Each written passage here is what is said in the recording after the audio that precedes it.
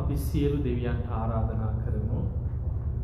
සමන්ත චක්කවාලේසු අත්‍රා ගච්ඡන්තු දේවතා සද්ධම්මං මුනි රාජස්ස සුනන්තු සග්ග මොක්ඛදං ධම්ම ශ්‍රවණ කාලෝ අයං බදන්තා ධම්ම ශ්‍රවණ කාලෝ අයං බදන්තා ධම්ම ශ්‍රවණ කාලෝ අයං බදන්තා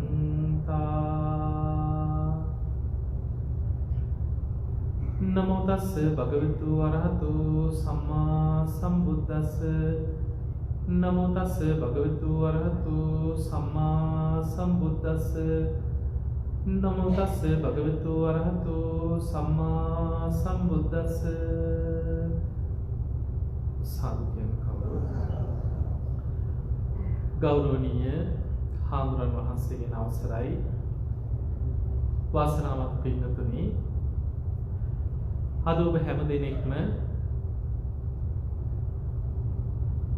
බොහොම ශ්‍රද්ධාවෙන් ධර්ම ශ්‍රවණය පිණිස එකතු වෙලා සූදානම් වෙන්නේ ඔබේ ජීවිතයට වැදගත් ධර්ම කාරණා ටිකක් ශ්‍රවණය කරා. මුලින්ම මතක තියාගන්න බණ ඇසීම නිවන් දොරටුවක් වෙනවා. බණ අහනවා කියන්නේ ධර්මය අවබෝධ කරගන්න තියෙන එක මාර්ගයක්. හැබැයි බණ ඇසීම නිවන් දොරටුවක් වෙන්න නම් බණ අහන කෙනෙක් තුල කාරණා පහක් තියෙන්නට ඕන. ඒ කියන්නේ ඔබ තුල. ඔබ බණ අහනකොට ඔබ තුල කරුණු පහක් ඇති කරගන්න දක්ෂ වෙන්න. පළවෙනි දේ තමයි අප්‍රමාණ ආසාවකින් බණ අහන්න. ඒකට ධර්මයේ කියනවා සුසුසති. බණ ඇසීමේ ආසාවක් තියෙනවා. ඔබ අහලා ඇති දහම්සුන් රජු අපේ බෝසතාණන් වහන්සේගේ සංසාර ජීවිතය දහම් පිපාසයක් තිබ්බා කියලා. බණ පදයක් අහන්න පිපාසයක්. ඒ වගේ අපිට මේ ධර්මයේ පිහිටන්නේ බණ අහනකොට අප්‍රමාණ ආසාවෙන් බණ අහන්න. ඒ තමයි පළවෙනිම දේ සුසුසති කියන්නේ. දෙවැනි කාරණේ සෝතං ඕදාහ. හොඳට කන් යොමු කරගෙන බණ අහන්න දක්ෂ වෙන්න. පැයක්ද පැය එකමාරක්ද ඒ දේශනාව තුළ සම්පූර්ණ අවධානය පිහිටවන්න දක්ෂ වෙන්න. හොඳට කන් යොමු කරගෙන බණ අහනකොට බොජ්ජංග සංයුක්ති තියෙනවා. බුදුහාමුදුරුවෝ පෙන්නන ඕහිත සෝතෝ ධම්මං සුනාති. බණක් අහනකොට සම්පූර්ණ අවධානයම දේශනාවේ පිහිටවාගෙන බණ අහන්න. එහෙම බණ අහනකොට පංච නීවරණ යටපත් වෙනවා බණ අහන්න. ඒ නීවරණ යටපත් වුණාට පස්සේ දේශනාවෙම හිත පිහිටලා නම් තියෙන්නේ. එතන වැඩින්නේ සති සම්පොච්චන. බණ අහන්න. ඊළඟට ඒ බණ අහනකොට ඒ ධර්ම කරුණු අපි නුවණින් විමස බණ අහන්න. ඒ තමයි ධම්මවිචේ සම්පොච්චන. ඊළඟට ඒ ධර්මය අවබෝධ කර ගැනීම පිණිස අපි තුල තියෙන වීරිය සම්පොච්චන. බණ අහද්දී හිතේ ඇති වෙන නිරාමිස සතුට ප්‍රීති සම්පොච්චන. ඊළඟට බණ අහනකොට කය සැහැල්ලු වෙලා ලොකු සැපයක් දැනෙනවා. පස්සද්ධි. හිත එකඟ වෙනවා. සමාධි, උපේක්ඛා. බොජ්ජංග හතම වැඩෙනවා කියන බණ අහනකොට. එහෙමනම් හොඳ අවධානය කන් යොමු කරගෙන බණ අහන්නට ඕන. සෝතං ඕදාහ. ඊළඟ කාරණේ අදිෂ්ඨානයක් තියෙනවා. මේ අදිෂ්ඨාන කියන එක 이르දිපාදයක්. චිත්ත 이르දිපාද කියන්නේ ඒකට. මං කොහොම හරි මේ ධර්මයේ තේරුම් ගන්න, වටහා ගන්න, අවබෝධ කර ගන්න. මගේ ජීවිතේට මං ධර්මයේ ගලප ගන්නවා කියලා දැඩි අදිෂ්ඨානෙන් බණ අහන්න. ඒ අදිෂ්ඨානය කියන එක හරිය වැදගත්. මං කොහොම හරි මේක කරගන්න. ඒ වුමනාව තියෙනවා. බණ අහද්දී දැඩි අදිෂ්ඨානයක් ඇති කරගන්න. ඊළඟට අර්ථං ගන්හාති. අර්ථ ග්‍රහණය කරගන්න කියන. වැදගත් කාරණා. දැන් මේ බණ අහනකොට ඔබට බණක් ඇහුවාම සම්පූර්ණයෙන් බණ මතක තියෙනවද? එහෙම අපිට මතක හිටින්නේ නැහැ. එහෙම මතක හිටපු අය හිටියා. ආනන්ද හාමුදුරුවෝ ගැන එහෙම තියෙනවා. බුදුරජාණන් වහන්සේගේ දේශනාවක් අහපුවහම මුල ඉඳන් අගටම සියල්ල ධාරණය වෙනවා. සසරේ කල්ප ලක්ෂයක් පෙරම් පුරාගෙන ආවා. මතක ශක්තියෙන් අග්‍රයි.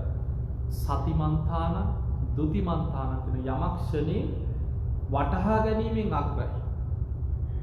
මතක ශක්තියෙන් අග්‍රයි. හැබැයි අපිට එහෙම නෑ. අපිට අමතකයි. තැන් වලින් හරි මතකයි. හැබැයි මතක තියාගන්න මුළු බණම මතක තියාගන්න බැරි වුණා. අත්හං ගන්හාති කියන්නේ අර්ථ ග්‍රහණය කරගන්න දක්ෂ වෙන්න. සාරාංශය. බණ ඉවර වෙනකොට මොනවද අද කිව්වේ? මේ දේශනාවේ සාරාංශය මොකක්ද කියලා හිතේ ග්‍රහණය කරගන්න දක්ෂ වෙන්න. ඊළඟට අනත්තං රිංචති. බණහද්දී අනවශ්‍ය දේවල්, බාහිර දේවල් සියල්ල හිතෙන් අයින් කරන්න.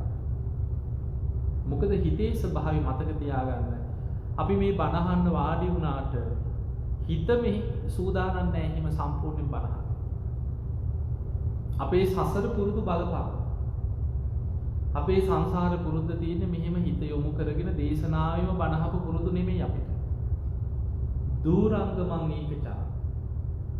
හිතට දුර ඈත ගමන් තියෙනවා. දැන් ඔබ මෙහෙම බණ අහනකොට සැනින් මතක් වෙනවා. ගෙදර මතක් වෙනකොට ලංකාවේ මොන හරි දෙයක්. අතීත සිදුවීම් මතක් වෙනකොට තනින් hina යනකොට තරහකාරයෙක් මතක් වෙනකොට මොයේ කරමුණු ඔස්සේ හිතයක්. හැබැයි ඒ හිත දුවනකොටම සිහියෙන් ඉන්න කෙනාට තේරෙනවා මගේ හිත අරමුණින් පිටපැන්නා. ඒ මොහොතේම දැඩි අදිෂ්ඨානෙන් නෑ මම බණ අහන වෙලාව. මම ඌව හිතන්නේ නැහැ කියලා සැනින් ආයි බාහිර දේ බැහැර කරලා අනත්තම් රිංචති කියන්නේ ඒක. අර්ථයේ හිත පිහිටවන්න දක්ෂ වෙන්න. ඔය විදිහට බණ අහන්න පුළුවන් නම් තමයි බණ ඇසීම නිවන් දොරටුවක් වෙන්නේ. මතක තියාගන්න බණ අහද්දිම ධර්මය අවබෝධ කරන අය ඉන්න. මේ බුද්ධ ශාසනය තුල සසරේ පින් කරලා පාරමී හොඳට වැඩිච්ච අය ඉන්නවා. ඒ අයට කියන උග්ගටිතයි. කෙටියෙන් ඇහුවත් ඇති. එක ගාථාව අහනකොට ධර්මය අවබෝධ වෙච්ච අය හිටියා. ඊළඟට විපටිතඤ්ඤෝ කියන කෙනාට දීර්ඝ දේශනාවක් හොඳට කන් යොමු කරගෙන අහනකොට දේශනාව තුළ හිත වැඩිගෙන ගිහිල්ලා දේශනාව කෙලවර ධර්මය අවබෝධ වෙයි. විපටිතඤ්ඤ. ඒ නිසා බණ ඇසීම නිවන් දොරටුවක් වෙන්න. බණ ඇසීම නිවන් දොරටුවක් වෙන්න නම් ඔය කියපු කරුණු පහ මතක තියාගන්න. මතකද? බණ ඇසීමේ ආසාව. හොඳ අවධානයෙන් කන් යොමු කරගෙන බණ ඇසීම. මම මේ ධර්ම කරුණු තේරුම් ගන්නවා කියන දැඩි අදිෂ්ඨානයෙන් බණ ඇසීම.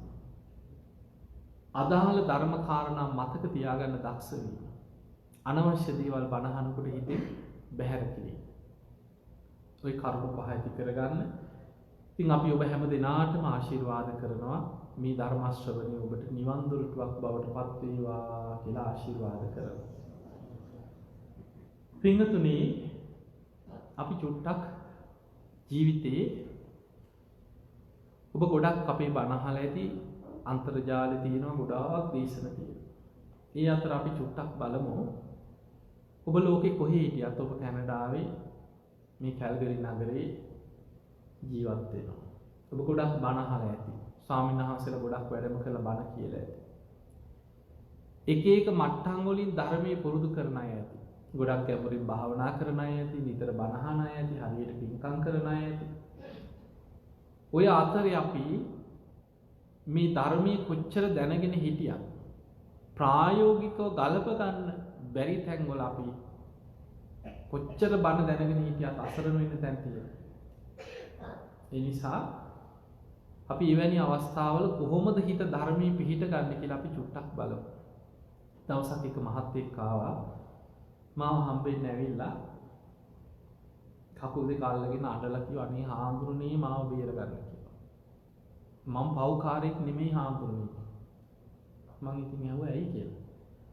ඊට පස්සේ කිව්වා අනුරාධපුරයේ පැත්තේ ලක්ෂ 20ක් විතර වියදම් කරලා ලොකු ධර්මශාලාවක් හැදුවා කියලා පන්සලක. චෛත්‍යයක් පොඩි පන්සලක චෛත්‍යයක් තනියෙන් හැදුවා කියලා. ඒකට ලක්ෂ 20ක් 25ක්වත් යන්නේ නැති. 3 සැරයක් විතර දඹදිව වැන්දා කියලා. එතකොට ඔය දුප්පත් පන්සල් හොය කටින පින්කම් කරන කෙනෙක්. දැන්ට කටින පින්කම් 6-7ක් කරා කිව්වා. ඒ ඔක්කොම කරලා තියෙන්නේ දුප්පත් පන්සල් වල. ඒ කරද්දි කොහොම හරි ලක්ෂ 6-7ක් වියදම් කරලා මොනවා හරි පන්සලට දෙයක් කරලා ඒක තීන්ත ටිකක් හරි ගාලා තමන්ගේ ගානේ පින්කමක් කරලා දෙනවා පන්සලට. ඇත්තටම බණහන කෙනෙක්. දැන් බලන්න ඔය ටිකම නිකන් හිතන්න පුද්ගල චරිත. හැබැයි කේන්ති ගිය පාර වඳින බුදු පිළිම උස්සලා පොලේ ගහලා තියෙනවා. කොහොමද හිතන්නේ ඉතී ස්වභාවය? ගෙදර ප්‍රශ්නත් එක්ක කේන්ති ගියා. ඒ කේන්තියත් එක්ක තරහ කොච්චරද කියන්නේ අච්චර පින් කරපු මිනිස්සයා වඳින බුදු පිළිම උස්සලා පොලේ ගැහුවා.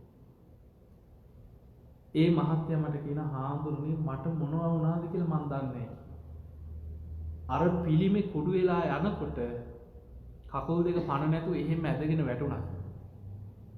කෑලි ටික අහුලගෙන බදාගෙන ඇඬුවා කියලා. එහෙම මඩලා ගිහිල්ලා ඊට වැඩිය හොඳ බුදු පිළිමයක් ගෙනහල්ලා තියලා පිරිත් කියලා තුනුරුවන් කමා කරගෙන බුදුන් ඇඳලා කියලා. දැන් නිින්ද යන්නේ මතක් වෙනවා. වාහනේ යනකොට මැවිලා පේනවා. පොතක් කියවන්න ගත්තම මැවිලා පේනවා. හැම වෙලාවෙම දැන් හිතට වද දෙනවා. ඒ වෙලේ ඇවිල්ලා අඬලා අනේ හාමුදුරනේ මාව බේරගත්තා. එතකොට බලන්න අපේ හිතවල ස්වභාවය අපි කොච්චර පින්කම් කරත් අපි හිතනවා නෑ මට එහෙම වෙන්නේ නෑ. අපිට එහෙම වෙන්නේ නෑ. මං දන්නවා මං ගැන. අපි එහෙම හිතන්නේ නැද්ද? මේ හිත විශ්වාස කරන්න එපා. අපි බොහෝ වෙලාවට කියනවානේ මගේ හිත මට විශ්වාසයි. මං ගැන මං දන්නවා. මං කවුද කියලා මමයි දන්නේ. කියනෝ නේද? මතක තියාගන්න මේ හිත තරම් අපිව අමාරුවේ දාපු හතුරෙක් තව නැහැ. සසරේ අපිව නිරේට ඇදගෙන ගියේ මේ හිත. මේ හිතේ තියෙන ලෝභ, ද්වේෂ, මෝහ ආදී අකුසල් තමයි ඒ හිතට වහල් වෙච්ච නිසා තමයි අපි සසරේ මෙච්චර නිරේ වැටුණා නම්, තිරිසන් අපායේ වැටුණා නම්, പ്രേත අපායවල වල වැටුණා නම් සසරේ මෙච්චර දුක් විඳාවේ මේ හිත අපිව නොමග ඇරපු නිසා. ඒ නිසා අපි විශ්වාස කරන්න ඕනේ කෙලෙස් සහිත හිත නෙමෙයි ධර්ම. හැම වෙලාවෙම හිතන්න හිතේ ස්වභාවයේ හිත නැඹුරු වෙලා තියෙන කුසලෙට නෙමෙයි අකුසලෙට. ඒක බුදුහාඳුරු පෙන්නනෝ. දැන් බලන්න අපි කවුරු සසරේ ඉපදී යන්නේ ලෝභ, ද්වේෂ, මෝහ කියන අකුසල මූලයන්ගෙන් හටගත්ත විඥානයක් එක්ක. අපේ හිත ඇතුලේ තියෙනවා ලෝභ, ද්වේෂ, මෝහ කියන අකුසල මූල. අපිට පේන්නේ නැහැ ඒවා. දැන් හිතන්න මේ හොඳට වාඩි වෙලා බණ ඇහුවට අලු යට ගිනි පොකුරු වගේ තියෙනවා රාගානුසය හිත ඇතුලේ. පටිඝානුසය, අවිජ්ජානුසය හොයන්න බෑ. අනුසය ධර්ම හැටියට තියෙන. අලු යට ගිනි පොකුරු වගේ මේ හිත ඇතුලේ ක්ලේශ ධර්ම තියෙනවා යටපත් වෙලා. සැනින් මතුවේ. දැන් බලන්න කේන්ති යන වෙලාවක මේ කේන්තිය කොහෙද තිබුණේ? මේ හිතේ ස්වභාවය මෙහෙම වුණා නේද කියලා පස්සේ පසුතැවෙන්නේ නැද්ද ගොඩක් අය? පස්සේ තමයි එකපාරට පසුතැවෙන්නේ. අයියෝ මට මෙහෙම දෙයක් වුණානේ. මගේ අතින් මෙහෙම වචන කියුණා. මට වැරදුනා. කොච්චර පස්සේ පසුතැවෙනවද? ඒ නිසා හිතේ ස්වභාවය අකුසල මූලයන්ගේ පිහිටපු හිත හැම වෙලෙම අකුසලයට ඇදෙනවා. ඒක බුදුහාමුදුරු උපමාවකට පෙන්නනවා. පහළට වේගයෙන් ගලාගෙන යන ගංගාව අපිට පල්ලෙහාට පීනන්න ලේසිද අමාරුද? අයි පීනන්න දෙන්නේ නිකම්ම ඇදිලා යන්නේ පහළට. ගලන්නේ පල්ලෙහාට. ඒ වගේ අකුසල මූලයන්ගේ පිහිටපු හිත ඉබේම අකුසලයට ඇදෙනවා. දැන් ඔබ නිකන් හිතන්න රාග සහිත දර්ශනයක් නිමිත්තක් හිතට දැක්කොත් හරි සිහි වුණොත් අපිට නිකන් රාගය ඇති කරගන්න ලොකු උත්සාහයක් ගන්න ඕනද? මට රාගය ඇති වේවා ඇති වේවා ඇති වේවා කියලා අපි ලොකු උත්සාහයක් කරන් ඇති කරගන්න. ඉබේම ඇති වෙනවා. ඇයි හිත පිහිටලා තියෙන්නේ රාගානුසයත් එක්ක. සැනින් ඇදිලා යනවා. තරහකාරයක් දකින්නකොටම මට තරහ ඇති වේවා ඇති වේවා ඇති වේවා කියලා ඇති කරගන්න. අරමුණ දකින්න සැනින් පටිඝානුසේ සැනින් බලවත් වෙලා යනවා. පරණිය ඔක්කොම මතක් වෙනවා. ඒ කාලෙත් එහෙම අපේ තාත්තගේ කාලෙත් උන් මෙහෙම කරලා තියෙනවා. අපිට මෙහෙම කරා මෙහෙම කරා. ඔක්කොම මතක් වෙලා ද්වේෂය උපදිනවා. ඒ නිසා සැනින් අකුසලයට හිත ඇදෙනවා. හැබැයි අපිට කුසලයට එහෙම නෙමෙයි. සද්ධාව ඇති කරගන්න කොච්චර අමාරුද? සීල් රකින්නවා කියන එක කොච්චර අමාරුද? දන් දෙන්න හිතක් හදා ගන්නවා කියන එක කොච්චර අමාරුද? පිනකට හිත නැඹුරු කරනවා කියන්නේ කොච්චර අමාරුද? ඒක හරියට උඩුගම් බලා යනවා වගේ ගමන. හිත ඇදෙන්නේ ආපස්සට කෙලෙස් පැත්තට. රාග, ද්වේෂ, මෝහ පැත්තට ඇදීගෙන යන හිත ආපස්සට හරවනවා කියන්නේ කරුණු තුනක් තියෙන්න ඕනේ අපිට. ආතාපි, සම්පජානෝ, සතිමානි. ආතාපි කියන්නේ කෙලෙස් තවන වීරියක් තියෙන්න ඕනේ. සම්පජාන කියන්නේ හොඳ නුවණක් තියෙන්න.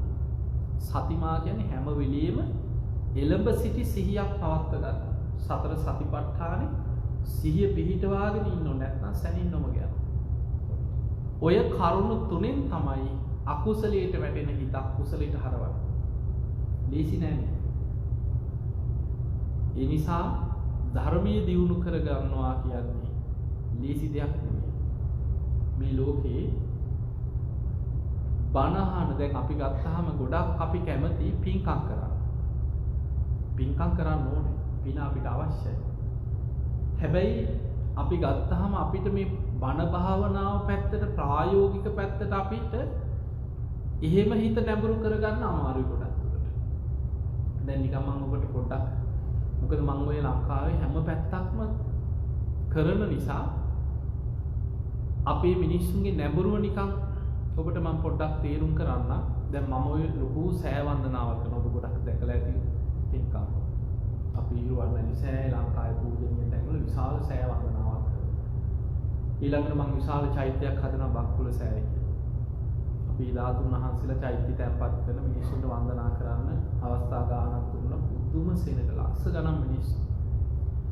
එතකොට අපිට පේනවා දැන් මම රුවන්වැලි සෑයේ මම පින්කමක් කරනකොට සාමාන්‍ය ලක්ෂ 6-7 තුම සෙනඟක් වෙනවා පින්කමකට.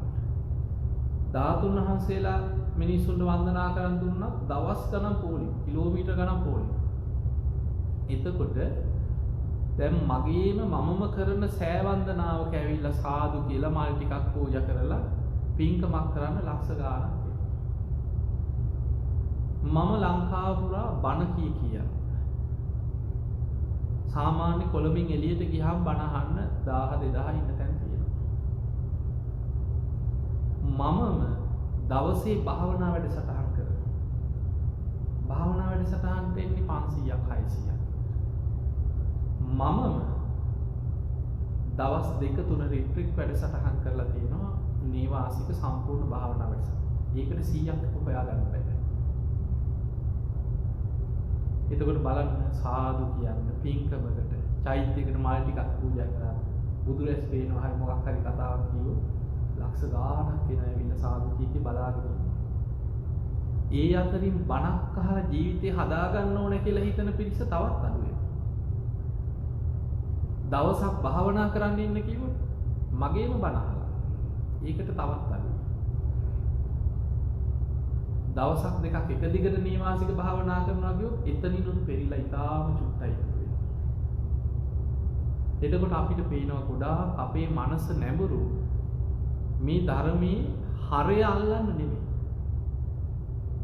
බුදුහාමුදුරු ලස්සනට පෙන්නනවා මේ බුද්ධ ශාසනේ විශාල අරටුවක් තියෙන ගහක් තියෙනවා. මේක තියෙන මහා සාරෝපම කියන සූත්‍රය.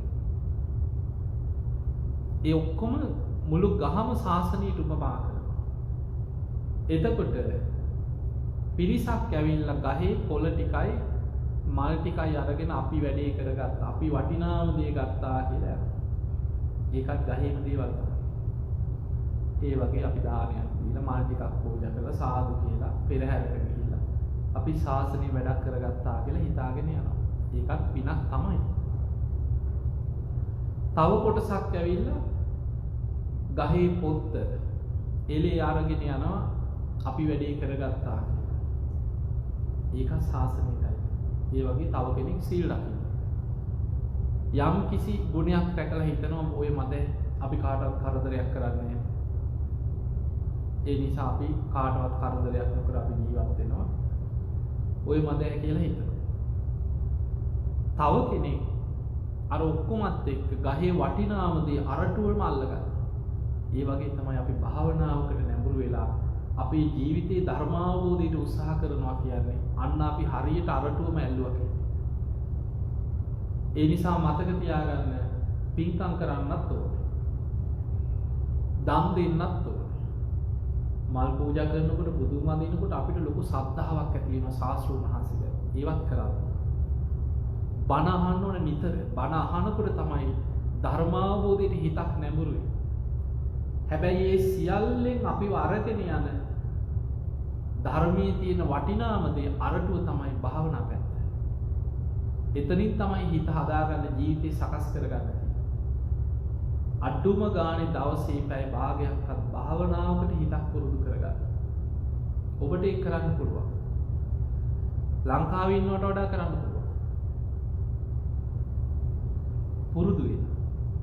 සමහර චරිත ධර්මය අල්ලන චරිත හිතන්න බැරි චරිත ධර්මය අල්ලන. ඔබට ජීවිතේ මම මේ ප්‍රායෝගික ඒවත් එක්ක කියන්නේ ඔබට ජීවිතේ වෙනස් වෙන්න ඕන කරුණු ගොඩක් තේරුම් ගන්න. මීට අවුරුද්දක් දෙකකට වගේ කලින් මම ওই නිතර ඕස්ට්‍රේලියාවට වෙනවා දේශනාවලට. එක වතාවක් මම ඇවිල්ලා බණ කරලා තවත් කොයි හරි එක පැත්තකට මම බණකට යන්න ඉන්නකොට ඒත් ඔය ඩොමෙස්ටික් ෆ්ලයිට් එකේ යන මම එයාපෝට් එකේ ඉන්නකොට මගේ ලංකාවේ නම්බරේට කෝල් එකක් ආවා. මම රෝමින් කළ නම්බරේ අරගෙන යනවා. පුතේ කතා කරා තරුණ දරුවෙක් බොහොම බැගෑපත් වෙලා අනේ හාමුදුරනේ විනාඩි 5ක් අහගෙන ඉන්න පුළුවන්ද මම බොහොම අමාරුයි වහන්සේ නම්බරේ වාගන්න. මම කිව්වා දරුවනේ මම රටක ඉන්නේ ලංකාවේ නම්බරේ වුණාට ඔයා කෙටියෙන් කියන්න කිව්වා. ඊට පස්සේ ආයෙ නම් හාමුදුරනේ මම පස්සේ වෙලාව කතා කරන්න මට එහෙනම් account එකක් දෙන්න. ඒ ළමයි මට උදව්වක් කරන්න. ඉතින් මම කතාව කියන්න නිසා කියන්න මම ඉතින් දුන්නා මගේ ගිණුම් අංකය. මගේ අර ගිලන් ආරාමයට උදව්වක් කරන්න. මේක තේරුම් ගන්න ඕන නිසා මම කතාවත් එක කියන්නේ. ඉතින් දරුවා මට කිව්වා හාමුදුරනේ මේ සෞදි පාරක කිව්ව වැඩ කරා. ඉතින් පාරවල් වල සෞදි කියන්නේ මේ ලක්ෂ ගණන් පඩි හම්බ වෙනව නෙමෙයි. බොහොම අසරණ දරුවෝ. ඉතින් මට කියලා කිව්වා වහන්සේගේ බණ අහනවා මම දැන් මාස 3ක් වෙනවා මේ රටට ඇවිල්ලා. මම වහන්සේට ආධාරයක් මාසික වේවනවා කියලා මගේ ගිණුම් අංකය ඉල්ලුවා. ඉතින් මමත් දුන්නා. මම දන්නේ නැහැ. ඉතින් ඊට පස්සේ දරුවා කිව්වා ආන්දෝනේ මම මාසෙකට 5000 ගාන වහන්සේට දානවා මම කිව්වා කියලා. ඊට පස්සේ දරුවා කිව්වා ආන්දෝනේ මම තා චුට්ටක් කතා කරන්න මම කිව්වා කියන්න කියලා. මං ආන්දෝනේ ගමේ පන්සලටත් 5000 ගානේ આવනවා. මම කිව්වා හොඳයි පුතේ කොච්චර දෙයක්ද ආයේ පින් කරන්නේ කියලා. ආන්දෝනේ විතරක් නෙවෙයි මං වැඩිහිටි නිවාසයකට තවත් 5000ක් අයින් කරලා තියෙනවා. මම ඉතින් ඒක කිය පුතේ හොඳයි කියලා. කොච්චර දෙයක්ද නේ? ඊළඟට මේ ළමයා කියනවා හාමුදුරනේ අපේ ගෙවල් ළඟ ට්‍රීවිල් එකක් හැප්පිලා අම්මා තාත්තා මැරිලා ළමයි දෙන්නෙක් ඉන්නවා කිව්වා. ඒ දෙමව්පියෝ දෙන්නම නැතිලා ළමයි දෙන්න අසරණ. ඒ ළමයි දෙන්නට උගන්වන්නත් මං ගෙදරට සල්ලි යවනවා. මං ඉතින් කිව්වා පුතේ කොච්චර වාසනාවක්ද ඉතින් ඔයා ඔය වගේ රටක කොහොම පින්කම් කරන එක කියලා. ඊට පස්සේ කිව්වා මේ හාමුදුරනේ මේ මං හරි අසරණ කෙනෙක් අපිට තාම ඉන්න ගයක්වත් නැහැ කිව්වා. ඉන්න තැනක්වත් නැහැ. අම්මයි නංගි විතරයි ඉන්නේ. මේ මමත් ලංකාවේ මේසන් වැඩ මේ කුලී වැඩ කරේ. මං ඉතින් මේ රටට ඇවිල්ලා හරි දුක් විඳිනවා පාරක වැඩ කරන්නේ. අන්න එතකොට මට ඔළුවට ගියේ මේ ළමයාට කීයක් හම්බ වෙනවද කියලා. මං ඉතින් අහුව පුතේ ඔයා කීයක් හම්බ කරනවද කියලා. රුපියල් 50000ක්වත් නැහැ. ඊට පස්සේ මම මේ වෙලේ කිව්වා දරුවෝ අපි පින් කරන්න ඕනේ තමයි. හැබැයි මම නිකන් හිතෙන් ගණන් හැදුවා දැන් මේ දරුවා මට 5000ක් මාසෙකට එවන්න මගේ ගිණුම් අංකයක් ඉල්ලගත්තා. ගමේ පන්සලට තව 5000ක් යවනවා. ලයිට් බිලට වතුර බිලට. වැඩිහිටි නිවාසයකට තව 5000ක්. ඊළඟට දරුවෝ දෙන්නට උගන්වන්නත් අපි නිකන් 5000ක් විතර තියෙමු. එතන 20000ක් විතරනේ. මං කිව්වා දරුවෝ හම්බ කරන එකෙන් භාගයක් ඔයා පින් කරපුවාම ඔයා කොහොමද ජීවත් වෙන්නේ? අපි ආදායමට ගැළපෙන වියදම් රටාවක් හදාගන්න ඉපේ. ඒ නිසා පින් කරන්න ඕනේ තමයි. තමන් අමාරුයි වැටෙන විදිහට පින් කරන්න එපා. ඔයා 500 ගානේ යවන්න. ඔය 5000 500 ගානේ යවලා ඔයා ඉතුරු කරගෙන ඉඩමක් අරගෙන ගියක් හදාගෙන ඉස්සෙල්ලා ඔයාගේ ජීවිතය හදාගන්න කියලා. ඊට පස්සේ මේ දරුවා කිව්වා අනේ හාමුදුරනේ මං ඉස්සර මාසෙකට රුපියල් 25000ක කුඩු ගැහුවා කියලා. මං ඒව නවත්තලා මාස 3යි කිව්වා දැන්. ඔබ වහන්සේට මගේ කතාව කියන්න මම මේ හැදුවේ කියලා. මං කල්පනා කරා දැන් මට වෙලාවක් තියෙනවා. ගාන කැපෙනවා ඉතින් රෝමින් කමක් නැහැ ඊට වඩා මේ කතාව වටිනවා. මං කිව්වා කමක් නැහැ පුතේ එහෙනම් කියන්නකෝ මේ කොහොමද ඔයා ඔක නැවැත්තුවේ කියලා. බලන්න ජීවිතේ මේ ධර්මයත් එක්ක වෙනස් වෙන හැටි. ඒ දරුවා කියනවා ඔන්න බණහන එකේ වටිනාකම. දැන් සමහර අය ඉන්නවා නිකන් අවංකව හිතන්න. බණ අහන. හැබැයි ජීවිතේ අඩුපාඩු නැද්ද? තියෙනවා. සමහරලාට එක්ක චුට්ටක් බොනවා. ඒක නවත්ත ගන්න බැහැ. එක්ක අඩුපාඩු තියෙනවා. ඒ දරුවා කියනවා හාමුදුරනේ මං ඉතින් මත් කුඩු මත්ද්‍රව්‍ය නොයේක් වැරදි වැඩ කරා. හැබැයි බණ ඇහුවා කියනවා. බණ අහනකොට හිතෙනවා මේවා වැරදි. මං කොහොම හරි මේව හදා ගන්නවා කියලා හිතනවා. එහෙම හිතලා කීප සැරයක් තුනුරුවන් වැඳලා දිවුර අදිෂ්ඨාන කර කර බලකින්න හැදුවා කියලා වැඩේ බෑ කිව්වා. එහෙම නෙනේ. හෙට ඉඳන් නවත්තනවා කියලා වැඩේ පටන් ගන්නවා. සතියයි. ආයෙ ඉදට වැටෙනවා. ආයෙ ටික දවසකින් හිතනවා ලබන මාසේ පළවෙනිදා එක්ක සිංහල අලුත් අවුරුද්දෙන් පස්සේ නවත්තනවා. ඊළඟට හිතනවා වෙසක් පෝයෙන් පස්සේ ආයෙ කටේවත් තියන්නේ. පොසොන් පෝයෙන් පස්සේ සම්පූර්ණයෙන් නවත්තනවා. ඔහොම ඉතින් උත්සාහ කර හිටියක් වැඩේ හරියන්නේ නැහැ කියලා. ඔහොම ඉඳලා දවසක් මගේ බණක් ඇහුවා කිව්වා දේවදූත සූත්‍රයෙන් කරපො. ඔබ අහලා ඇති දේවදූත සූත්‍රය ගැන. නිරය ගැන තියෙන දේශනාව. බුදුහාමුදුරුවෝ මජ්ක්‍ධිම නිකායේ දේශනාවක් තියෙනවා අපායට ගියාට පස්සේ අපායේ වැටි කෙනෙක් දුක් විඳින ආකාරය නිරය ගැන කරපු දේශනාව. ඇඟහිරි වැටෙන දේශනාවක් ඒක. සද්ධාව තියෙන කෙනෙකුට. මේ බණ අහලා බලන්න මේ සසර පින කියන්නේ. ඒ ළමයා කියන හාමුදුරනේ මට රෑ එළි වෙනකන් නිින්ද ගියේ නැහැ කිව්වා. අපාය ගැනම මතක් වෙනවා කිව්වා. උදේ පාන්දර එළි වෙනකන් දැන් ඕක හිත ඉඳලා උදේ පාන්දර බුදුන් ඇඳලා හිතාගත්තා කිව්වා අද ඉඳන් මම මේ වැරදි වැඩ ඔක්කොම නවත්තනවා. අද ඉඳන් මං හරියටම පන්සිල් රකින්න කියලා අදිෂ්ඨාන කරගෙන දවස් 10ක් විතර හිටියා කියනවා. ඉන්න බෑ. ඇයි ඉන්න බැරි? යාළුවෝ. කොච්චර අදිෂ්ඨාන කරගත්තත් අර පාප මිත්‍රය ඇවිල්ලා එකයි යනවා. මොන ක්‍රමෙන් හරි ඇවිල්ලා වරින් බයි යන්න මොනවද ඔබ මිනිහෙක්ද ඔහොමනේ. ඔබ පිරිමියෙක්ද වරින් යන්න කියලා එකන් ගිහිල්ලා කොහොම හරි ආයෙත් දුරාචාරයට ඇදලා දානවා. ඊට පස්සේ කල්පනා කරා කිව්වා මේක මට ලංකාවේ ඉඳන් සිල් රකින්න බෑ. මං කොහොම හරි පන්සිල් රකින්නවා. මම මේ පරිසරයෙන් යනවා කියලා.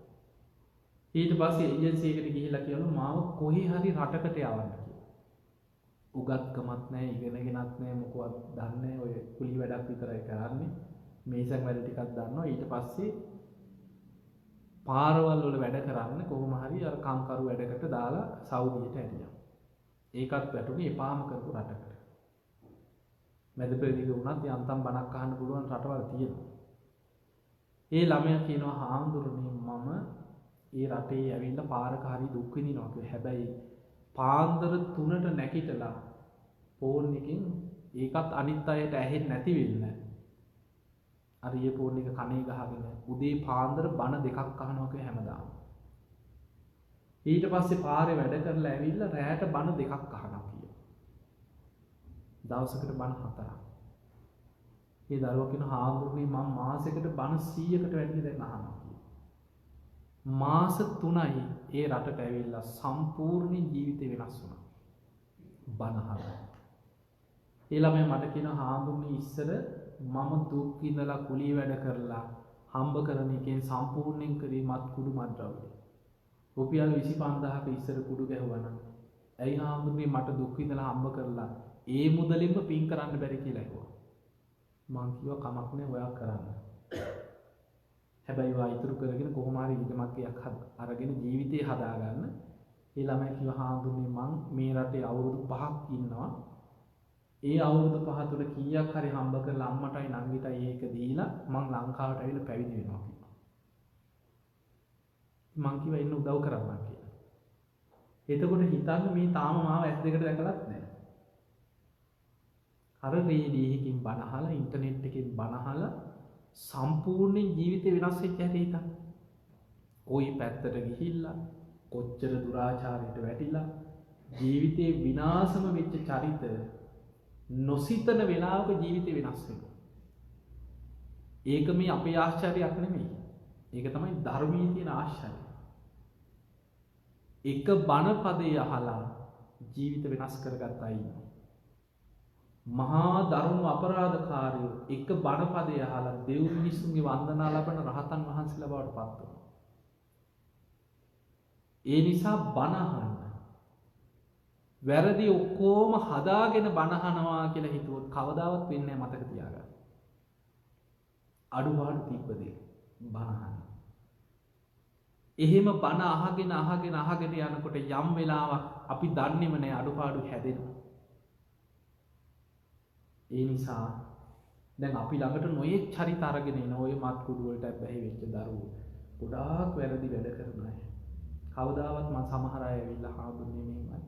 මං එකපාරට ඕව නවත්තන්න කියන්නේ නැහැ. බණ අහන්න කියලා. ඔයා හොඳට බණ අහන්න. ඊට පස්සේ මාසයක් දෙකක් බණ අහගෙන යනකොට නිකම් මේව නවත්තලා. අයි නවත්තන්න කියන්න ඕනේ නැහැ. බණ අහගෙන යනකොට තමන්ට ජීවිතයේ ධර්මයේ වටිනාකම තේරෙනකොට අපායේ බය දැනෙනකොට ආයි කවුරුත් කියන්න ඕනේ යාම ඒව හදාගන්න. ඒ නිසා බණ අහන්න පුරුදු වෙන්න. අපි නොයේක් චරිතවලට දැන් මං හරියට ওই බන්ධනාගාරවල ලංකාවේ වැඩසටහන් කරලා තියෙනවා. එල්ලුම් ගහට නිය වෙච්ච මිනිස්සු ජීවිතාන්තයට හිරේ ගිය මිනිස්සු ගොඩාක් වැරදි අපරාධකාරයෝ අපි අරගෙන නොයේක් විදිහට භාවනා වැඩසටහන් කර ලොකු වැඩසටහන් කරලා තියෙනවා. ඒ නිසා මිනිස්සුන්ගේ ජීවිතවල ඒ ධර්මීය වැටෙනකොට ජීවිත වෙනස් වෙන හැටි අපිට තේරෙනවා. ඒ නිසා පින්නතුනි බණ අහන එක පුරුද්දක් කරගන්න. ඒකමයි අපිට ජීවිතේ වෙනස් කරගන්න තියෙන ප්‍රධානම දේ. අද අපි ගොඩක් වාසනාවන්තයි. දැන් ඔබ හිතන්න දැන් මේ පොඩි දරුවට මතක නැති වුණා. වැඩිහිටි අය ගොඩක් මේ ඉන්න අය ඔබ සමහරට මීට අවුරුදු 10කට 15කට 20කට එහා ලංකාවේ ඉඳලා මෙහෙට ආපු අය ගොඩක්. ඔබේ පුංචි කාලේ ඔබ ලංකාවේ හිටපු කාලේ ඉගෙන ගත්ත කාලේ මේ රටවල් වලට එන්න කලින් ඔබ නිකන් ලංකාවේ ඒ කාලේ හිතන්න මීට අවුරුදු 15කට 20කට එහා ලංකාවේ මෙහෙම බණ අහන පරිසරයක් තිබ්බද? අද තරම් මේ ධර්ම ප්‍රබෝධයක් තිබ්බද ඉස්සර පොයේ දවසකට විතරයි යන්තම් ওই ගුවන්විදුලියක බණක් ඇහුනේ. රජයේ ගුවන්විදුලියේ පොයේ දවසේ රැයට බණක් කියයිච්චරයි. පොයේ ධර්ම දේශනාව. බණ යන නාලිකානේ කොහොම පින්කන්නේ ඉස්සර. මේ දැන් අපිට තියෙන ප්‍රබෝධය මතක තියාගන්න. අපේ ඉතිහාසෙ ගත්තාම අවුරුදු 500කට විතර පස්සේ මේ ධර්මය ආයි මේ බලවත් වෙලා මතුවලා ඇවිල්ලා තියෙනවා. ඔබ අපේ රටේ ඉතිහාසයේ අධ්‍යයනය කරලා තියෙනවා නම් අපි අවුරුදු 450ක් විතර අධිරාජ්‍යවාදීන්ගෙන් බැට කෑවා. 1500 ගණන් වල ඉඳන් පෘතුගීසි, ලන්දේසි, ඉංග්‍රීසි අවුරුදු 450ක් විතර. විටින් විට දළදා වහන්සේ රැක ගන්න කොච්චර සටනක් කරා. දාදා වහන්සේ තැන් මිනිස් ගල් වල ඉඳන් අර කුරහන් ගලේ ඉඳන් හංගහම කොච්චර ලංකාව පුරා හාමුදුරුවෝ එක එක පැති වලට අරගෙන ගිහිල්ලා මොනතරම් දුකක් වින්දාද. ඒ කාලේ සීතාවක රාජසිංහ රජුරෝ පහළ කෙළවරක ඉඳන් හින්දු ආගම වැළඳගෙන විහෙර විහාර ගිනි තිබ්බ හාමුදුරුවෝ කපලා කොටලා මැරුවා. ගණින්නාන්සේලාගේ යුගයක් බිහි වුණා කියලා. එක භික්ෂුවක් ලංකාවේ හොයාගන්න බැරි කාලයක් තිබුණා. හාමුදුරුවෝ හොයා මරන. පොත්පත් හොයා ගිනි තිබ්බා. ඊළඟට ඔය කාලිංග මාග චන්ද්‍රබහන් 24000ක විශාල හමුදාවක් අරගෙන ඇවිල්ලා ඉස්ලාම් කැලණි විහාර විනාශ කළ එතනින් කියන පටන් ගත්තා. වෙහෙර විහාර ගිනි තිය විනාශ කර ගියා. අනුරාධපුරයේ හිටපු බෞද්ධයෝ හොයා අතපය කැපුවා කියන සමහරු මැරුවා. මිනිස්සු අනුරාධපුරයේ පොළොන්නරුව අතහැරියා. පූජනීයම සිද්ධාස්ථාන කැලෑවිලා අවුරුදු 200 ගාණක් රුවන්වැලි සෑය ශ්‍රී මහා බෝධි අටමස්ථාන එක මිනිස්සෙක් නැතුව කැලෑවකින් වැහිලා ඉන්නවා. ඔබ අන්තර්ජාලයට ගිහිල්ලා රුවන්වැලි සෑය කියලා ගහපුවාම එනවා 1867 රුවන්වැලි සෑය ආයි හොයාගත්තා. කැලේ මැද තිබිලා පස් කන්දක් වල. අවුරුදු 200 ගාණක් රුවන්වැලි සෑයවත් පදින්න මිනිහෙක් නැතුව කැලේකින් වැහිලා ගියා. මුළු අනුරාධපුර නගරෙම මිනිස්සු නැතුව මුහුද අයිනට ගිහිලා මිනිස්සු ජීවත් වුණා. මේ නගර අතහැරිය මිනිස්සු. එතකොට හිතන්න ඔහොම තිබිලා ඊට පස්සේ අපිට ඔය අධිරාජ්‍යවාදීන්ගේ නිදහස ලැබිලා දැන් අවුරුදු 71යි. 71 නේ නිදහස ගිය පාර සැමර. ඔය අවුරුදු 71 තුල කී සැරයක් අපි අභ්‍යන්තර යුද්ධ, කැරලි, කෝලහල 70 ගණන් වල එහෙම භීෂණයක් ආවා.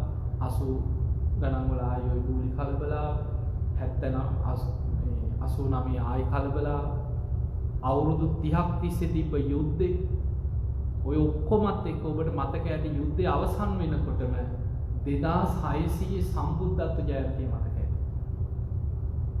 බුදුරජාණන් වහන්සේ බුදු වෙලා අවුරුදු 2600 වෙනි සම්බුද්ධත්ව ජයන්තිය හරියටම යුද්ධය අවසන් වෙන කාලෙම ළඟ වෙලා ආවේ. ඔන්න ඔතන ඉඳන් තමයි මේ ප්‍රබෝධය ආවේ. බෞද්ධ නාලිකා පටන් ගත්තේ එතන. දැන් අවුරුදු 10ක් 12ක් ඇති. ඉස්සර තිබ්බේ නැහැ පැය 24න් බණහන බෞද්ධ නාලිකා. බෞද්ධ නාලිකා පටන් ගත්තා. විශාල පින්කම් මිනිස්සු රුවන්වැලි සෑය ඉස්සර කලාතුරකින් ওই පින්කමක් තිබ්බේ.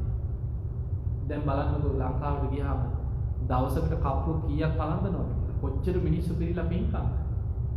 ලක්ෂ ගණන් මිනිස්සු එකතු වෙලා සෑය වන්දනා කරනවා, චෛත්‍ය හදනවා. විශාල ප්‍රබෝධයක් රටේ ආවා.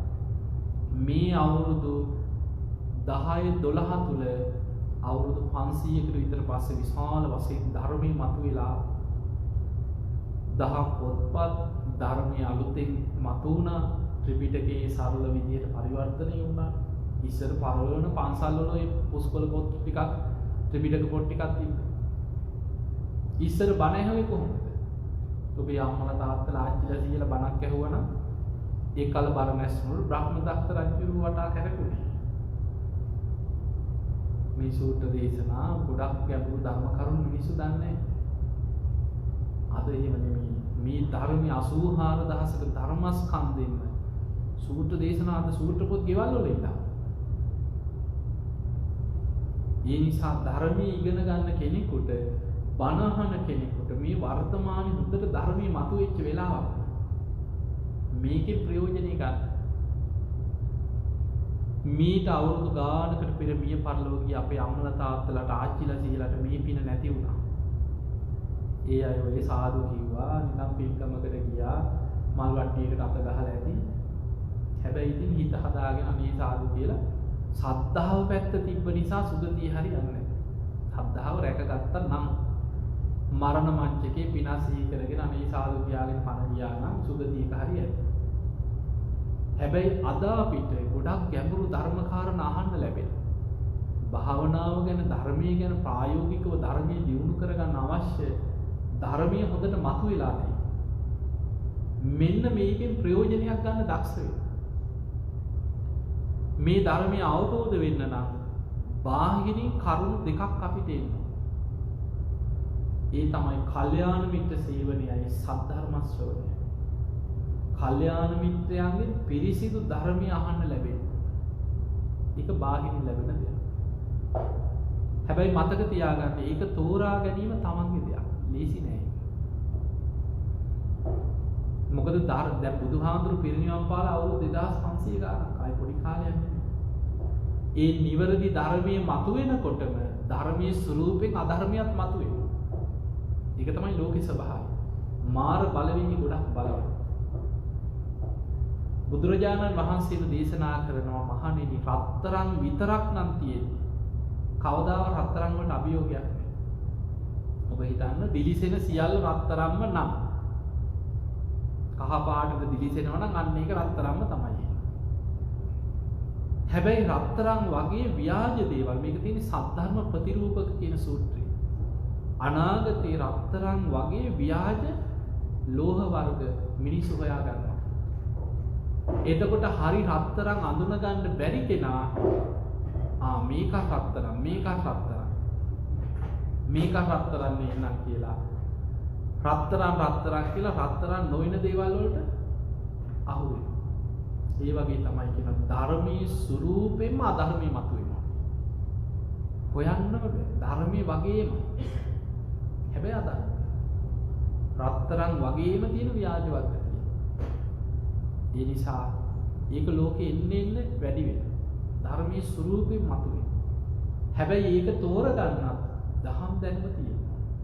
හොඳට බණහන කෙනාට හොඳට නිතර කාලයක් ධර්මයේ කියවලා ධර්මයේ පුරුදු කරන කෙනාට අධර්මයක් ඇහිච්ච ගමන් තේරෙනවා. මේනම් ධර්මයේ නෙමෙයි. ඒක තේරුම් ගන්නත් දහම් දැනුම තියෙනවා. එහෙම නැත්නම් ඒ නිසා බාහිරින් කල්යාණ මිත්‍ර සේවනයයි සද්ධර්ම ශ්‍රවණයයි ලැබෙනවාද හොඳට. මේ ධර්මයේ ප්‍රතිඵල ගන්න නම් තමන් තුළ තියෙන්න ඕනේ යෝනිසෝ මනසිකාරය. යෝනිසෝ මනසිකාරය කියන්නේ ඒ අහන ධර්මය තමා තුළට පමුණවාගෙන නුවණින් විමසීමේ දක්ෂතාවය. ඒක තමා තුළින් බලන හැකියාව. ඒක තමයි භාවනාවෙන් කරන්නේ. තමන්ට ගලපා ගැනීම. ඊළඟට ධම්මානුධම්ම ප්‍රතිපදාව කියන්නේ ධර්මයට අනුකූලව ජීවත් වීම. ඔන්න ඔය කරුණු දෙක ඔබ තුළමයි ඇති කරගන්න තියෙන්නේ. වෙන කාටවත් දෙන්න බෑ. ඒ නිසා බුදුරජාණන් වහන්සේ දේශනා කරනවා තුම්හි කිච්ඡං ආතප්ප. මහණෙනි ඔබමයි මේ දේ කරගන්න තියෙන්නේ. අක්ඛාතාරෝ තථාගත. බුදුරජාණන් වහන්සේලා කරන්නේ මඟ පෙන්නනවා, පාර පෙන්නනවා විතරයි. එතකොට බුදුවරු කරන්නේ අපිට මඟ පෙන්නනවා, පාර කියලා දෙනවා. හැබැයි මේ පාරේ යනවද නැද්ද කියන එක කාගේ දෙයක්ද? ඒක තනිකරම තමන්ගේ දෙයක්. බලින් ඉක්කන් යන්න බෑ. දැන් අපි ගමු මෙහෙම. බුදුරජාණන් වහන්සේගේම න්‍යාය ගත්තා. අපාය ගියයි නැද්ද? ඒ නිසා දැන් සුප්‍රබුද්ධ රජු කවුද? මාමා. පොළොව පලාගෙන අපාය. දැන් යසෝදරාවගේ පැත්තෙන් හිතන්න. තමන්ගේ ස්වාමියා වෙච්ච කෙනා ගිහි ජීවිතය අතහැරලා ගිහිල්ලා ලෞතුරා බුදු කෙනෙක් බවට පත් වෙනවා. තමන්ගේ කුසෙන් බිහි කරපු දරුවා ශික්ෂාකාමීන් අතර අග්‍රස්ථාන ලැබුණා. රාහුල මහරහතන් වහන්සේ. හැබැයි තමන්ගේම තාත්තා, තමන්ගේම සහෝදරයා අපායට වැටෙනවා. දේවදත්ත කියන්නේ සහෝදරයා. අක්කේ මල්ලියේ නංගී කියාගෙන සෙල්ලම් කර කර ඉන්නේ නැතිනේ පොඩි කාලේ. දුවේ කියලා බොහොම ආදරෙන් වඩාගෙන ඉන්නේ නැතිනේ සුප්‍රබුද්ධ රජු තාත්තා. හැබැයි බුදුහාමුදුරන්ගේ න්‍යාය ගත්තා කීප දෙනෙක් ධර්මයේ කරා යනකොට කීප දෙනෙක් අපාය. අපිට මේ පවුලේ ඔක්කොම ගලවගෙන යන්න බෑ මතක තියාගන්න. ඒ අය සසරේ රැස් කරගත්ත කර්ම දායාද කරගෙන යන ගමන. ඒ නිසා තමන් උත්සාහයෙන් වීරියෙන් ධර්මයේ දියුණු කරගත්තොත් තමන් කරා ප්‍රතිඵල එනවා. ඒ නිසා පින්වතුනි ධර්මයේ දියුණු කරගන්න ලොකු උත්සාහයක් ගන්න. අපිට බාහිර කෙනෙක් අපිව ගලවන්නේ නෑ. අපිම උත්සාහයෙන් වීර්යයෙන් ධර්මයේ දියුණු කර ගන්නට ඕන. ඒ නිසා අපි තුල ඇති කර ගන්න ඕන ප්‍රධානම කාරණේ තමයි යෝනිසෝ මනසිකාරයයි ධම්මානුධම්ම ප්‍රතිපදාවයි. ඒක වීර්යයෙන් ඇති කර ගන්න නම් මරණය ගැන හිතන්න. හැම වෙලාවෙම අපි පුරුදු වෙන්න ඕන දෙයක් තියෙනවා. මං දැන් මැරුණොත් කොහේ යයිද? ඔක ඔබෙන් අහන්න. ඔය ඉන්න ගමන් නිදා ගන්න ගියාම එහෙම නිකන් හිතෙන් අහන්න. මෙහෙම ඉඳලා මං කොහේ යයිද අප්පා කියලා. හිතෙන්නේ නැද්ද? එහෙම තමන්ගේ හිතෙන් අහන්න. බැරි වෙලාවක් මෙහෙම ඉඳලා මං මැරුණොත් මං කොහේ යයිද? මොනවද මං කරගෙන තියෙන්නේ? තමන්ම හිතන්න බැරි වෙලාවක් මට හදිසියෙවත් මට මෙහෙම මැරෙන්න ඕන. මට පුළුවන් ද හිත හදාගන්න. අපි හිතමු අපි දන්නේ දැන් බඩේ අමාරුව කියලා යන්නේ. දොස්තරලා බලලා කියනවා වාට පිළිකාව. වෙන්නේ නැද්ද? මොකද කරන්න බෑ. ඇඟේ දුවලා. එතකොට මේ වගේ වෙන කෙනෙක් ගැන අපිට අහපුවාම අම්බෝ අයියෝ යාට එහෙම වුණාද කියලා හිතෙනවා. එකපාරට හිතන්න.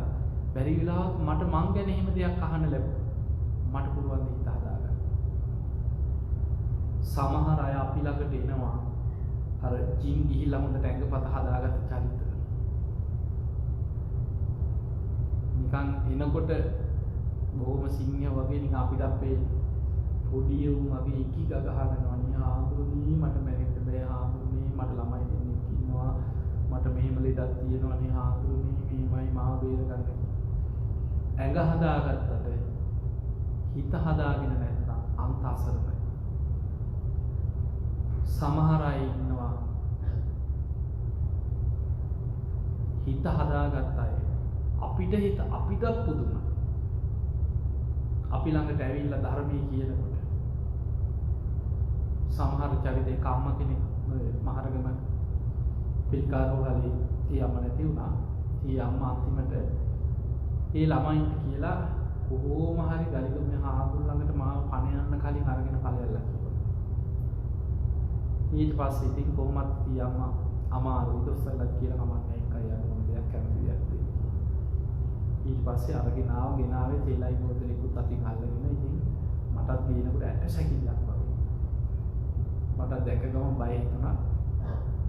මුස්සගෙන ඇවිල්ලා තිබ්බා ඒ අම්මට පොටුවේවත් ඉන්න බෑ එච්චරකට නිකන් දුරවලයි. ඊට පස්සේ ඉතින් ළමයි මෙහෙම වාඩිලා දෙතුන් දෙනෙක් කඩනවා ටික ගහ. ඉතින් අම්මා වල්ලගෙන හිටියා තව කවුරුද දෙන්නේ. ඒ අම්මා අමාරුවෙන් ලොකු වේදනාවක් පිට hina වෙලා වැද ගන්නවත් අත් දෙකවත් උස්ස ගන්න බෑ. ඊට පස්සේ අර ළමයි යන්තම් අත් දෙක එකතු කරලා වැද කතා කරන්න පුළුවන්. ඊට පස්සේ අමාරුවෙන් වැඳලා ඉවරලා කිව්වා හාමුදුරුවනේ මම නම් දැන් මැරුණා සුගතියේ මම ඉතින් කිව්වා අම්මා එහෙම තමයි වෙන්න ඕනේ කියලා. මං ඒ හිතුවා මේ බොරුවට නිකන් කීවත් දන්නේ නැහැ කියලා. සමහරව අපි ළඟ එහෙමත් කියනවනේ. ඊට පස්සේ අම්මා කිව්වා හාමුදුරනේ මං අවුරුදු 20ක් විතර භාවනා කරපු කෙනෙක්. කාලයක් තිස්සේ භාවනා කරපු අම්මා. ඒ අම්මා කියනවා ඒ අම්මගේ මුළු ඇඟම දැන් මේ යසනීපෙත් එක්ක දනවා කියන. ඇඟ පිච්චෙනවා වගේ. ඒ අම්මා කියන හාමුදුරනේ මම හැම වෙලාවෙම මුළු ඇඟම දනකොට හිතනවා කීවා. කයයි පහසයි විඥානයයි නිසා ස්පර්ශය තියෙනවා. ඒ ස්පර්ශයෙන් මේ විඳීම ඇති වෙනවා. කයත් අනිත්‍යයි, පහසත් අනිත්‍යයි, කාය විඥානයත් අනිත්‍යයි, ඒ ස්පර්ශයත් අනිත්‍යයි, ස්පර්ශයෙන් ඇති වෙන විඳීමත් අනිත්‍යයි. මම වේදනානුපස්සනාවමයි කිය වඩා. මේ කියනකොට මට තේරුණා මේනම් කාලයක් ධර්මයේ වඩපු කෙනෙක් නැත්නම් ඔවා කියන්න බෑනේ. උච්චර දුර්වල වෙලා. ඊට පස්සේ මමත් කරුණු ටිකක් කියලා ඒ අම්මා කියනවා හාමුදුරනේ මුළු ඇඟම පිච්චෙනවා වගේ දනවා වුණත් අනිත්‍ය සිහි කරගෙන වේදනානුපස්සනාව වඩාගෙන යනකොට ඒ අම්මගේ වචනින්ම කියනවා ගින්දරකට වතුර ටිකක් වැක්කිරුවා වගේ මුළු ඇඟම සීතල වෙලා මගේ හිත තැම්පත් වෙනවා කියලා. අර වේදනාව නැතුව යනවා. පැය භාගයක් විතර වුණත් ඒ භාවනාවෙන්ම හිත පිහිටවාගෙන අනිත්‍ය මනසිකාරයෙන්ම ඉන්න පුළුවන් කියලා. ඉතින් ඒ අම්මා කියනවා හාමුදුරනේ ඉතින් සසරි කොච්චර මේ වගේ කුණු වෙලා මම මැරිලා ඇද්ද? මම මේ කොහොම හරි හුස්ම ටික යන වෙලාවේ මරණ මංචකේ පණ යනකොට අනිත්‍ය සිහි කරලා ධර්මය අවබෝධ කරන්නේ කොහොමද කියලා මම මේ ඒ අරමුණේමයි කියලා හිත පිහිටවන්න හදන්නේ. මම සාදුකාර දුන්නා. කොච්චර වාසනාවක්ද. එතකොට අපිට පේනවා ඇට සැකිල්ල වුණා. කොච්චර දුර්වල වුණා. මොන විදියට පුණු වෙලා හිටියත් හිත වඩලා තිබ්බොත් මරණ මංචකේ හරි ධර්මයේ හිත පිහිටවන්න පුළුවන්. ඒක ඒ ශක්තිය තියෙන හිතේ, කයෙන්.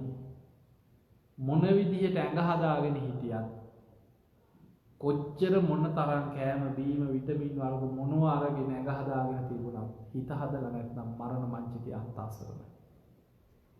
ඒ නිසා මරණාසන්න මොහොතේ අසරණ නොවෙන්න නම් ධර්මයේ තුල කාලයක් හිත පුරුදු කරන්න. අපි මැරෙනවා කියන එක නිතර හිතන්න. බැරි වෙලාවත් මම මෙහෙම ඉඳලා මම මැරුණොත් මං කොහේ යයිද කියන එක හැම වෙලාවෙම තමන්ගේ හිතෙන් අහන්න. එහෙම අහනකොට අපිට අවංකව අපි ගැන තීරුම් ගන්න පුළුවන් වෙනවා. මෙහෙමයි අපි දැන් ඔය මොන පින්කම් අපි මොනවා කර කර හිටියත් මේ අපිව රවට්ටගෙන ජීවත් වෙන්න ඕනේ නැහැ. අපි පින්කම් කරනවා. අපි යමක් කර අපි ලෝකෙට කියන්න පුළුවන් මම මෙහෙම කරා මම මෙහෙම කරා. හැබැයි ඔබ ඔබේ හෘද සාක්ෂියත් එක්ක ජීවත් වෙන්න අවංකව. ඔබ ඔබේ හිතෙන් අහනකොට මම මෙහෙම ඉඳලා මැරිලා කොහේ යයිද කියලා තමන්ගෙන් අහනකොට තමන්ට විශ්වාසයක් ඇති වෙනවා නම් මම නම් දැන් මැරුණා සුගතිය. අන්න එහෙම හිතෙනවා නම් අන්න තමන් යමක් කරගත්ත කෙනෙක්. එහෙම හිතෙනවා. එහෙම හිතෙන්න කරුණු 5ක් වඩලා තියෙනවා. ඒක බුදුහාමුදුරුවෝ පෙන්නනවා. මහා නාම කියන ශාක්‍ය කුමාරයාට බුදුරජාණන් වහන්සේ පෙන්නන මහා නාම යමෙක් තුල සද්ධා, සීල, සුත, ත්‍යාග, ප්‍රඥා මේවට කියන්නේ සීක බල. සීක බල ධර්ම කාලයක් වඩලා නම් ඒ කෙනාට තමා තුළින් විශ්වාසයක් ඇති වෙනවා මම නම් දැන් මැරුණ සුගතිය. එයා මරණයට බය නැහැ කියන්නේ. එයාට මරණය ගැන සිහි වෙනකොට ඇති වෙන ලොකු විශ්වාසයක්. මම නම් දැන් මැරුණා සුගතියමයි කියලා තමන් ගැන ලොකු විශ්වාසයක් උපදිනවා. අන්නේ විශ්වාසෙවත් නැත්නම් දැන් නිකන් අවංකව හිතන්න අපිට අපි ගැන එහෙම විශ්වාසයක් නැත්නම් දැන් ගොඩාක් ඔය ප්‍රශ්නේ නිකන් ඔබ අහලා බලන්නකො නිකන් ඔය ඔබේම නෑදෑයන්ගෙන ඔය නිකන් ඉන්න කට්ටියනේ අපි මෙහෙම ඉඳලා කොහේ යයිද අප්පා කියන එක අහන්න පුළුවන්. බොහෝ දෙනෙක්ගේ උත්තර මොනවද? අනේ අනාපාය කියන්නේ තේබා. කොහොම කියන අය නැද්ද? ඔය ඉන්නකම් කාලා බීලා ඉන්නවා මොකෙක් වුණාම මොකද බං? එහෙම කියන අයත් නැද්ද? නැද්ද ලංකාවේ එහෙම අය? සමහරව ඉන්නවනේ අපිට අපාය හොඳයි කියන අය. උඹලා නිවන් දැකපල්ලා අපිට නම් අපාය හොඳයි කියලා. මේ අපේ පවුලෙත් ඉන්නවා. මේ මටම කියලා තියෙනවා ඒකයි මම කියන්නේ. ඒ නිසා එහෙම තමයි සමහර චරිත. ඔන්න ඔය ආතරේ ඉන්න දැන් සමහරු හිතනවා මේ ඔය මොනවා කරත් වැඩක් නැහැ ඉතින් චුතිචිත තමයි. සමහරු හිතනවා ඒක මම ඒ වෙලාවට කරගන්නම් උඹලගේ පාඩුවේ ඉඳපල්ලා. මම දන්නවා ඒක ගාඩ් ඒ වෙලාවට කරගන්න කියලා. ඔය ආතරේ අර කාලයක් සද්ධා සීල සුත ත්‍යාග ප්‍රඥා එක කාලයක් වඩන්න ඕනේ. භාවිතා බහුලී කතා නිතර බුදු ගුණ සිහි කර කාලයක් සද්ධාව පුරුදු කරලා නම් කාලයක් තිස්සේ හොඳට සීල රකින්න කෙනෙක් නම් නිතර බණ අහලා හිත ඒක තුල පුරුදු කරලා නම් හොඳට පින් කරලා නම් අන්න යාට ඇති වෙනවා කොයි වෙලේ Taman තුලින් බැලුවත් මම නම් දැන් මැරුණා සුගතිය. මම හොඳට සද්ධාව දිනු කරගෙන ඉන්නේ. මම හොඳට සීල රකින්න කෙනෙක්. මම හොඳට බණ අහන කෙනෙක්. මම හොඳට පින් කරගත්තා. මම යමක් කරගත්තා. අන්නේ විශ්වාසෙවත් නැත්නම් අපිට මේ බෞද්ධකමෙන් කරගත්තු දේකුත් නැහැ මතක තියාගන්න. ඒ නිසා බොහෝ දෙනෙක් වර්තමානයේ මරණ මංචකයේ අසරණයි. ඒක අපි දන්නවා ගොඩක් අය ඉදිරි අපි ඉඳලා තියෙන පණ යනකොට. සමහර අය හොඳට පින්කම් කරපු සමහර චරිත අන්තිම වෙනකොට නිකන් විකෘති වෙලා හිතා ගන්න බෑ. එක්ක නොයෙක් බලවේග වලට ගොදුරු වෙලා. නොයෙක් විදිහේ විකෘති මනසත් එක්ක විකෘති වෙලා. සිහි කල්පනාවක් නැහැ සමහර. ඒ නිසා හිත රැකගෙන ධර්මයේ කරා ගිහිල්ලා ධර්මයේ ප්‍රයෝජනයක් ගන්න නම් ලොකු උත්සාහයක් ගන්න ඕනේ. ඒ පිණිස ඔබට අවස්ථාවක් තියෙනවා. ඔබ ලෝකෙ කොහේ හිටියත් ඔබට බණ ටික අහන්න තියෙනවා. ඒකෙන් ප්‍රයෝජනයක් ගන්න. ඒ නිසා පින්වතුනි සද්ධාව දියුණු කරන්න මෙන්න මේ ටික කෙටියෙන් මතක තියාගන්න. සද්ධාව සුගතිය කියන නම් පළවෙනිම දේ තමයි තුනුරුවන් ගැන සද්ධාව. හොඳ සද්ධාාවක් හිතේ ඇති කරගන්න. නිතර බුදු ගුණ හිතන්න, දහම් ගුණ හිතන්න, සංඝ ගුණ හිතන්න. ලොකු සද්ධාාවක් හිතේ කාලයක් පුරුදු කරන්න. හිතට එකඟව සීල් රකින්න. ලෝකයාට පේන බොරු සීල් රකින්න ඕනේ. හිතට එකඟව අවංක සීලයක් රකින්න. නිති පන්සීල් රකින්න. මේ රටවල් වල හරියට පොයේ දවස් මල්ලන්න බැරි වෙයි. හැබැයි පුළුවන් විදියට උපෝසතයක් රකින්න. සමහර අය දැන් මම ඔය ඕමාන් වල එහෙම ගිහිල්ලා බණ කියනකොට ඒ රටවල් වල පන්සල් නැහැ. හැබැයි ඒ අය ගෙවල් වලට එකතු වෙලා ටීවී එකේ දවසේ ඉන්ටර්නෙට් එකේ දේශනා ටික දාගෙන සමහරු 50ක් විතර ඉන්නවා එකතු වෙලා උදේ පාන්දර සීල් ගන්න. ඒ සීල් අරගෙන උදේට එක බණක් අහනවා. ඊට පස්සේ එකතු වෙලා ධර්ම සාකච්ඡාවක් කරනවා. ඊළඟට ටීවී එකෙන් තව බණක් අහනවා. ඊට පස්සේ ආයෙ ධර්ම සාකච්ඡා. උදේ ඉඳන් හවස් කිසි හාමුදුරු කෙනෙක් නැතුව වැඩසටහන් ටික ඔක්කොම හදාගෙන 50ක් විතර ගෙදරකට එකතු වෙලා හොඳට සීල් ගන්න. උවමනාව තියෙන කෙනා කොහේ හිටියත් ධර්මයේ කරා යනවා. ඒ නිසා ධර්මයේ දියුණු කරගන්න උත්සාහයක් ගන්න. සීල් රකින්න. ඊළඟට සුත දහම් දැන බණ පොත්පත් කියවන්න. බණ අහන්න ධර්මයට ආස කරන්න. ඊළඟ එක තමයි දන් දෙන්න පින් කරන්න. පුළුවන් තරම් පින්කම් කරන්න. ඒ පිනෙන් අපිට ධර්මයේ අර රැකලා දෙනවා අපිට. මිත්‍යා දෘෂ්ටියකට නොඇටි, ඊළඟට අනතුරක නොඇටි, කල්යාණ මිත්‍ර ඇසුර සත්පුරුෂ ආශ්‍රයත් එක්ක අපිව පිනෙන් රැකගෙන අරගෙන යනවා. පින කියන එක අවශ්‍ය දෙයක්. කුසල් වඩන්න පින අවශ්‍යයි. පිනෙන් තමයි අපිව රැකලා ඉතත් අරගෙන යන්නේ. ඒ නිසා ධර්මාවබෝධයක් අරමුණු කරගෙන පින් කරන්න. මේ පිනක ඉලක්කය තියෙන්න ඕනේ මේ කරන හැම පිනක්ම මට නිවන් අවබෝධයට ආශිර්වාදයක් පාරමිතාවක් වේවා කියන අදිෂ්ඨානය. එතකොට ඒක පාරමිතාවක් වෙනවා. ඊළඟට භාවනාවක ඉන්නේ ඔන්න ඔය කරුණ ටික දිනු කරගන්න. ඉතින් එහෙමනම් ඔබ හැම දිනාටම මේ ලැබිච්ච මනුස්ස ජීවිතය තුළ සද්ධා, සීල, සුත, ත්‍යාග, ප්‍රඥා දිනු කරගෙන හුස්ම ටික යන්න කලින් අප්‍රමාදීව උතුම් ධර්මයේම දිනු කරගන්න ඔබ හැම දිනාටම වාසනාව ලැබේවා ලැබේවා ලැබේවා කියලා අපි ආශිර්වාද කරනවා. එහෙමනම් පින්වතුනි සියලු දෙවියෝ සාදුකාර දෙවි මේ පින් අනුමෝදන් වෙත්වා.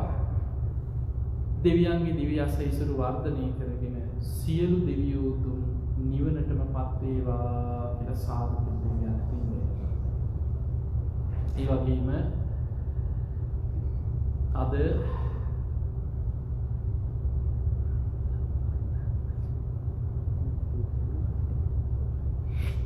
මේ ධර්ම දේශනාවේ පින්බර දායකත්ව ධර්මයෙන් කටයුතු කරන ඉලාල් මහත්මයා දර්ශී මේ මහත්මියගේ මේ මිය පරලෝකීය පරම්පරාගත සියලු ඥාතීන් පියාණන් වන ඩී.ආර්. පෙරේරා, සුජාතා පෙරේරා, ශිරානි පෙරේරා කියන සහෝදරිය, ජස්ටින් කුරේ, ආයිලින් කුරේ කියන දෙමාපියන් ඇතුළු මේ සංසාරගත සියලු ඥාතීන් ඔබ හැමදෙනාම කල්පනා කරගන්න. ඔබ හැමදෙනාගේම මිය පරලෝකීය සංසාරගත සියලු ඥාතීන් සාදුකාරදී මේ පින් අනුමෝදන් වෙත්වා. ඒ අයගේ පරලෝ ජීවිත සැපවත් වේවා, සුවපත් වේවා, වහවහ සසර දුකින් අත මිදේවා කියලා සාදු කියලා. ඒ වගේම ඔබ හැමදෙනාටම විශේෂයෙන්ම අද මේ බණහන් එකතු වෙච්ච හැමදෙනාටමත් මේ ධර්ම දේශනා සංවිධානය කරන්න මේ මුල් වෙච්ච පින්වත් හැම දෙනාටමත්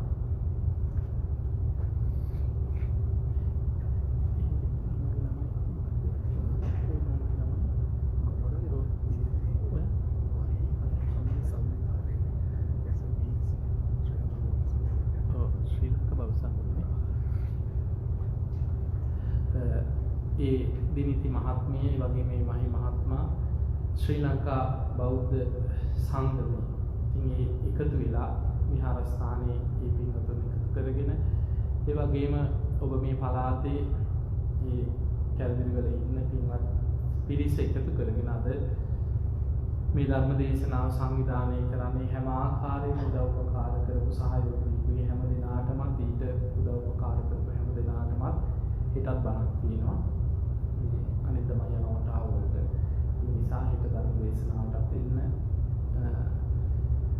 මේ ධර්ම දේශනාවට සම්බන්ධ වෙච්ච ඊට උදව් උපකාර කරපු හැම දෙනාම ඔබ හැම දෙනාම ඔබේ පවුලවල සෑම සියලු දෙනාම නිදුක් වේවා නිරෝගී වේවා සුවපත් වේවා හැම දෙනාටම තුන් ධර්ම අවබෝධයෙන් පිණිස මේ පින ආශිර්වාදයක් වේවා කියලා අපි ආශිර්වාද කරනවා. ඕම වැඩගන්න අභිවාදන සීලිස්ස චම්වද්ධා ප්‍රචායින චත්තාරෝ ධම්මා වර්ධන්ති ආයුවන්නෝ සුඛං බලං ආයුරාෝග්‍ය සම්පatti සබ්බ සම්පatti මේවච අතෝ නිබ්බාන සම්පatti විනාති සමිච්ඡතු හැම දිනම නිදුක් වේවා නිරෝගී වේවා සුවපත් වේවා සුවපත් වේවා සුවපත් වේවා හැම දිනාටම තෙරුවන් සරණයි